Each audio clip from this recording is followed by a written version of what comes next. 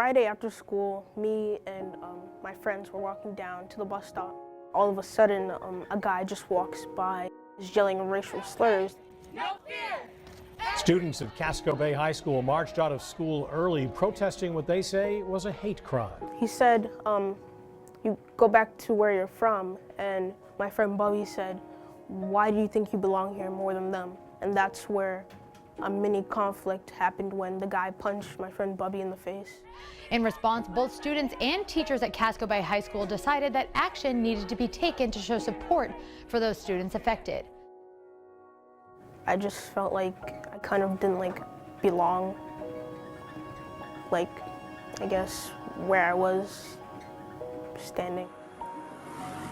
There was a flood of responses quickly about, we got to respond. When I first walked into school on Monday, you could totally feel the climate. Everyone was in shock. I quickly knew we needed to involve student leaders in our response. We had a conversation with the civil rights group. It was a school-wide courageous conversation in regards to the incident. We decided to have and host a march to walk in solidarity with the 4 students. Being a school with a lot of students who are diverse, Casco Bay High School does a really good job of integrating and making it a very accepting environment for all students. We do that through structures that support that happening, whether that's crew or teams of teachers working with teams of kids. From the very start, from when I was a freshman, I totally got that this school is focused on community. We do trips with the freshmen where we send them out in the wild for 3 days and 4 nights to really form community and to learn how to battle through the struggles of being with people who aren't like you. It also happens through every day a gazillion actions where adults show compassion and reach out to kids. The freshmen are put together in crews, which is basically your family for the rest of the 4 years that you're here at Casco Bay High School. Our school has a focus on conflict resolution. That's really huge. We have this thing called Courageous Conversation.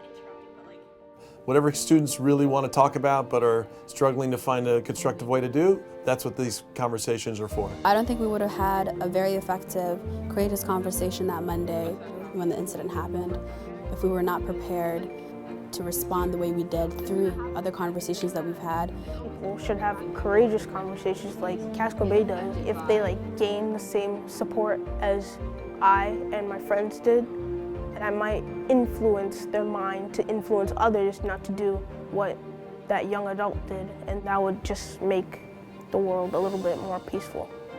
Most important things I've learned from expeditionary learning is the importance of having social justice issues at the core of your curriculum. Kids are going to get excited and inspired by it. It's what gets them engaged heart and head.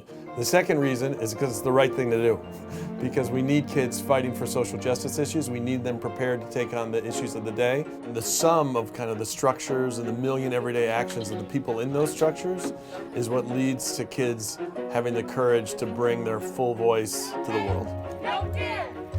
Everyone is welcome here, So the incident showed us how resilient we could be in the face of adversity. The whole school went down to march. That's what Casco is all about, having each other's backs, being I guess a second family. We could have chosen to take the other side. We could have chosen to be negative, negative, negative, but we decided to walk peacefully in solidarity, and that's huge.